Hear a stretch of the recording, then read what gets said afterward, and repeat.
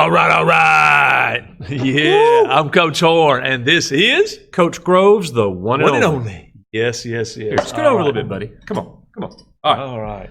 We are talking about something very important today. Well, we got to stop for a second. Check this out. Is that not shiny today? That thing is glowing. Goodness gracious. I shampoo and I condition every day. You can tell. What do you think?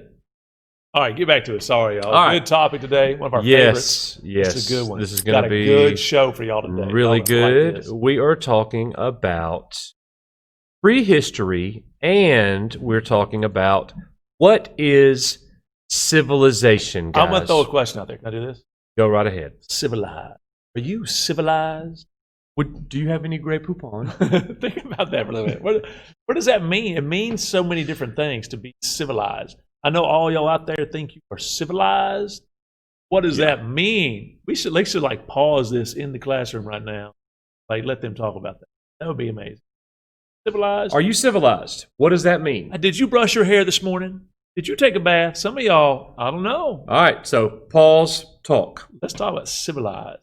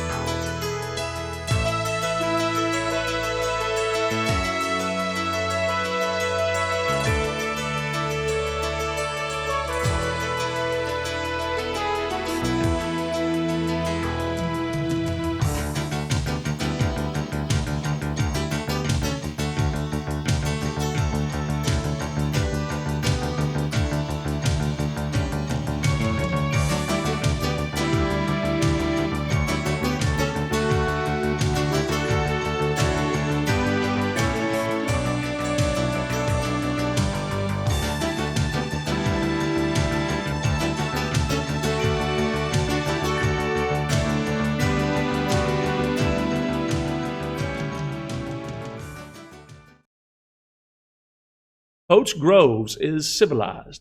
Four corners. No.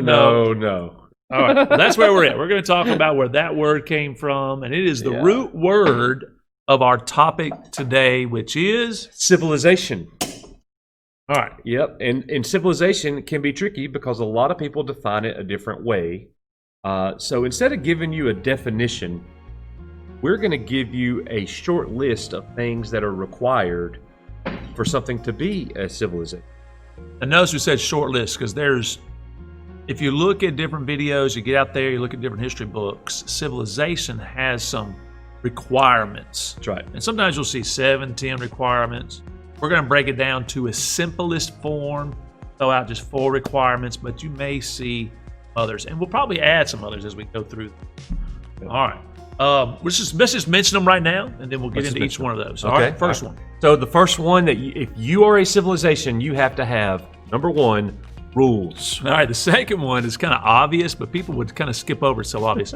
But you have to have, and I'm going to say it different than the way it's typically said, you've got to have a population of people. Not just a few folks, but a huge or a large population.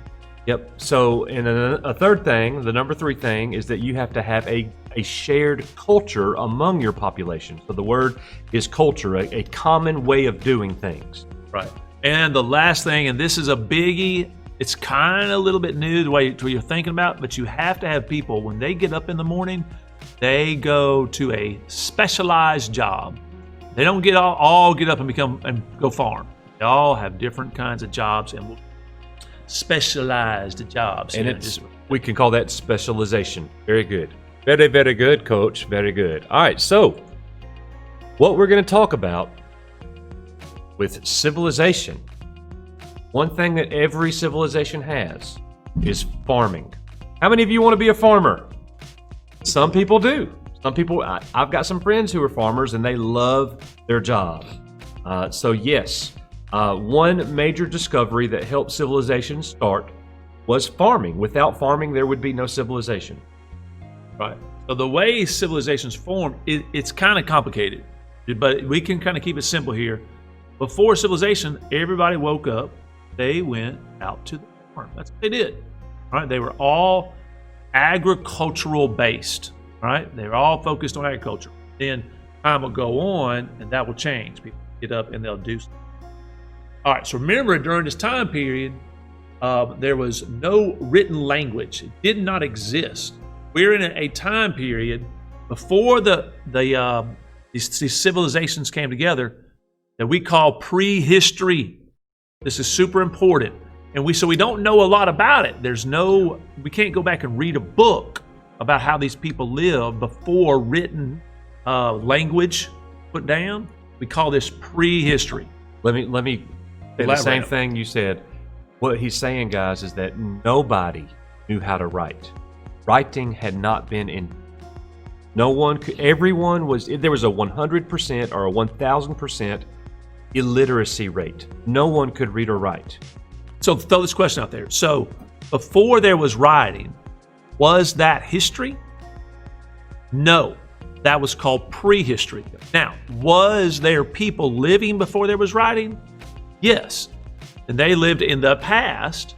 That's not history, it's prehistory, because we're having to guess on the evidence from the fossils and the artifacts that we found before writing was invented. You have to guess on what life was like. That's right. And who does most of that guessing? Who studies the past through fossils and artifacts? And you guys know the answer to that. We've already talked about it. Right. That's archaeologists. The archaeologists. Yes. Very good. All right, so Coach, I think that a lot of the things that we want our students to see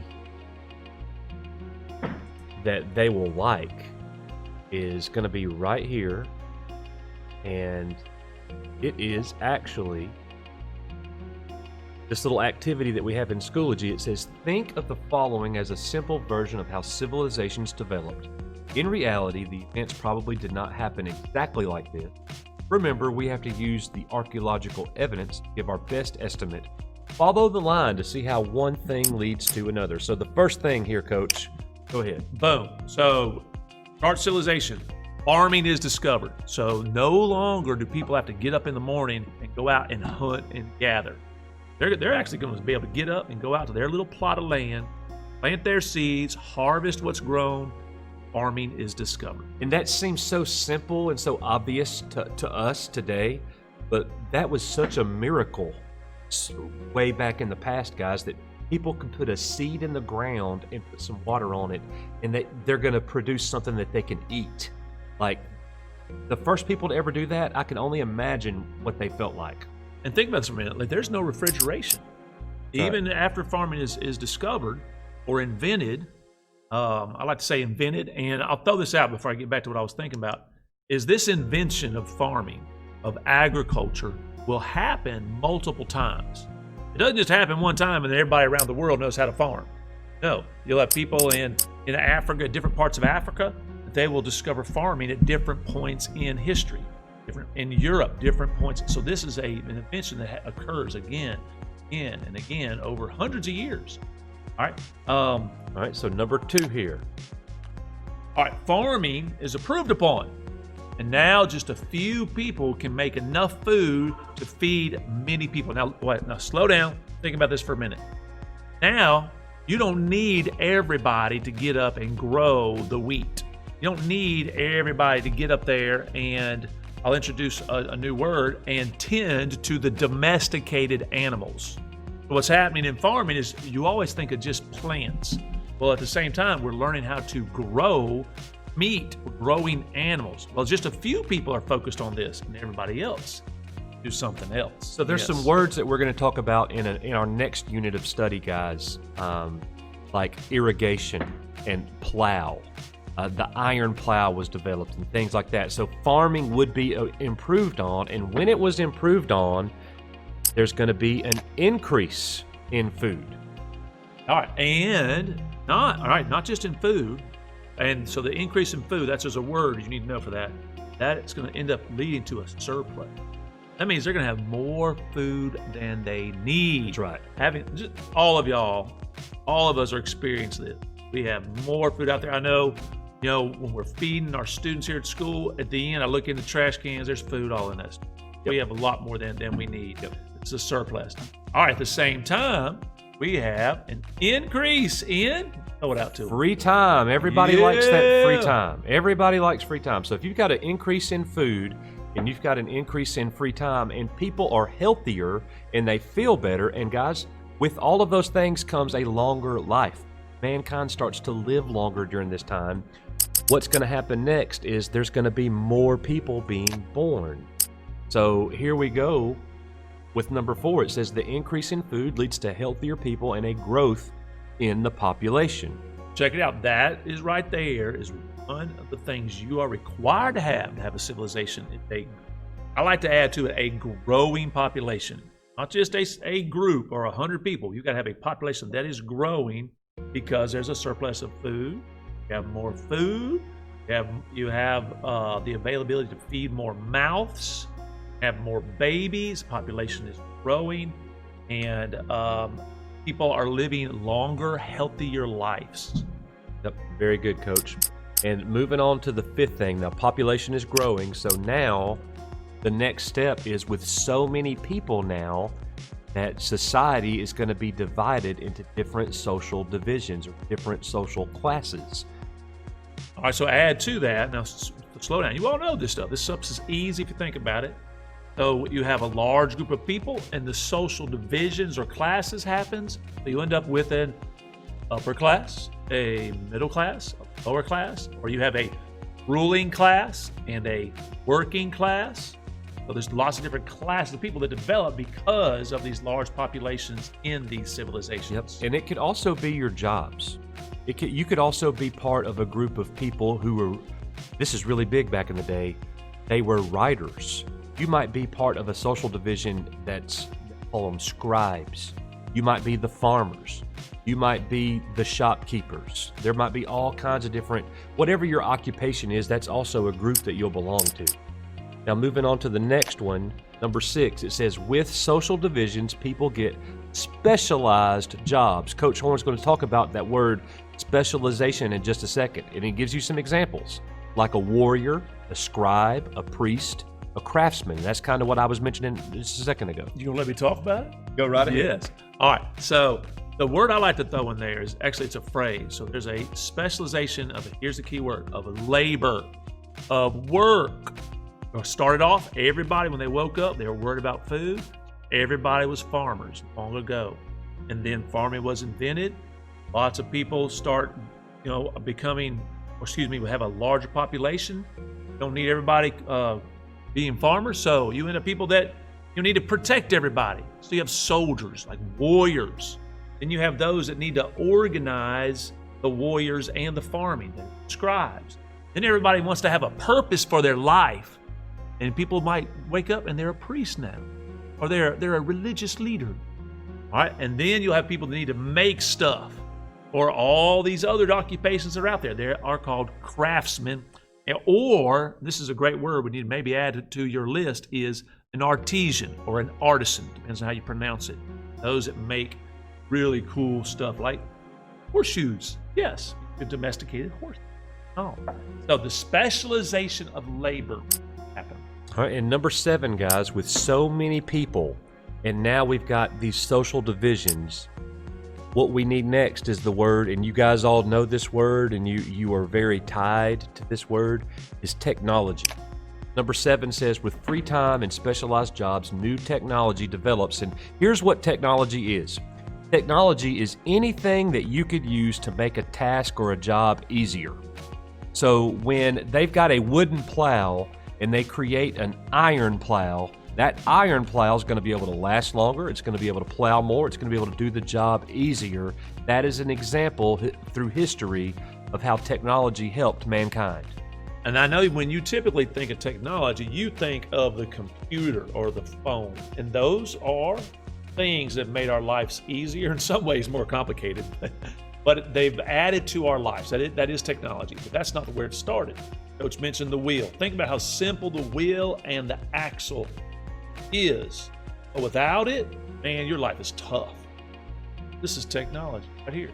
Got a little pencil, right? It's really, really important. And technology is changing all the time. All right, number 8.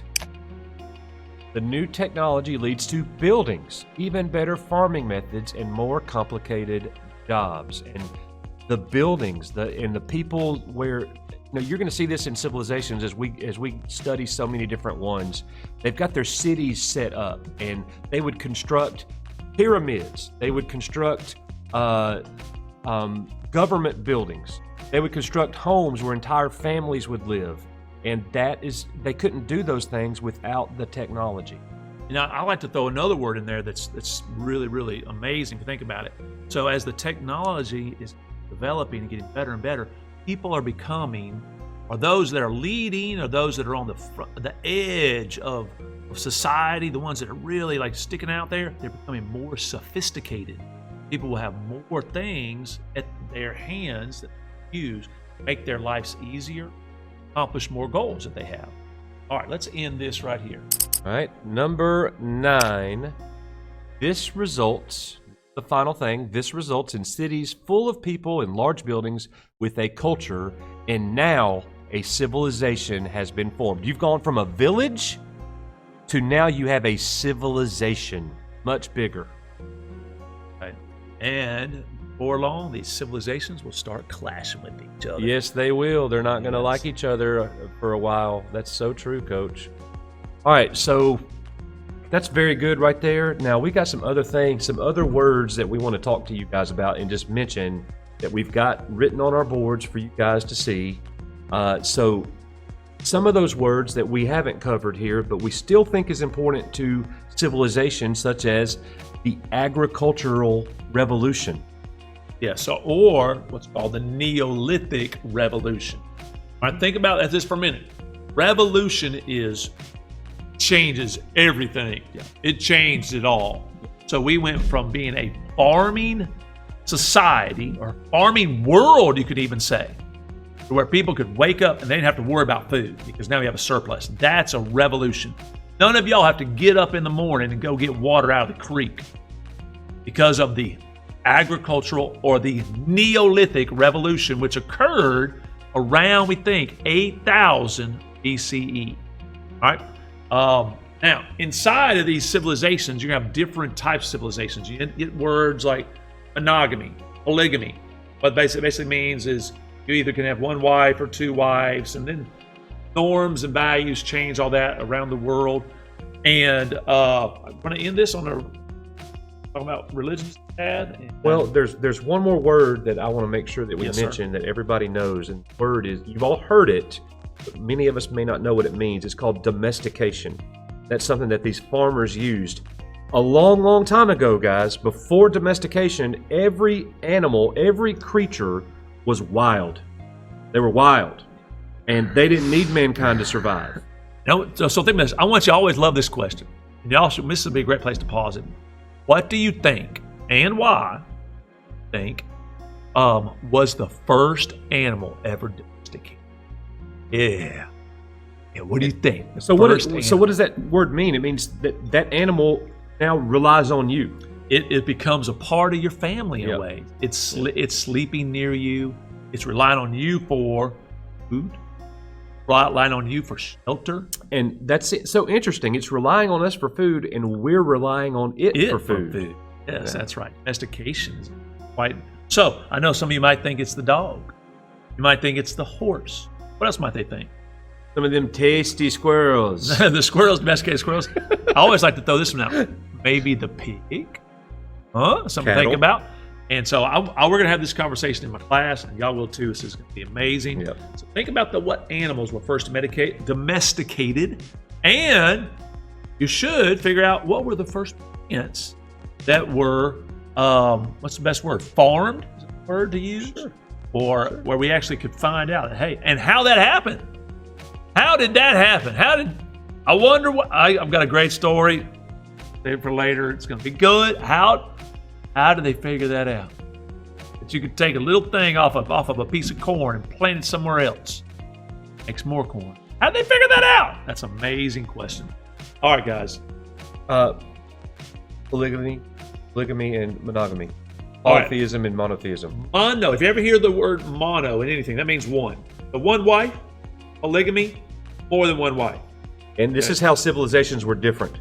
Some civilizations had a polygamous culture where husbands would have many wives. I know some of you boys like that idea. We don't have that It's a here. lot of money now. Yeah, we don't You have gotta that. have some money for that for them honeys. Yes, Yeah, you do. We are a monogamous. All right, and then everybody likes to have a purpose, hope, and everything like that, so they look to a religious figure. So some civilizations ended up, and we're going to talk a lot more about this, with polytheistic groups of religions. Yep, they So believe in multiple many gods. gods, and Yeah, then many, others- many gods. Others will stick with one, the monotheistic group. We'll get into Very this good. later. We will get into that when we get into religion, but it is part of civilization. Guys, we hope that you enjoyed this. I am Coach Groves. He is Coach Horn. Yes, guys. Final And everybody, word? believe in yourself And and keep on dreaming, guys.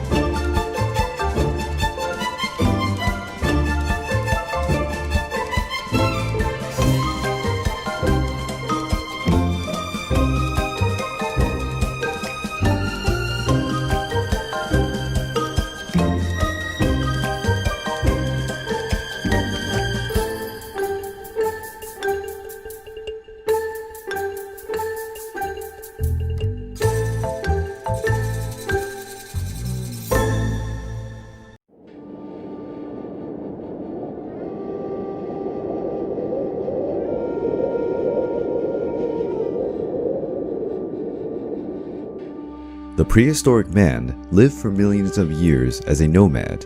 His community survived by hunting and collecting fruit and roots.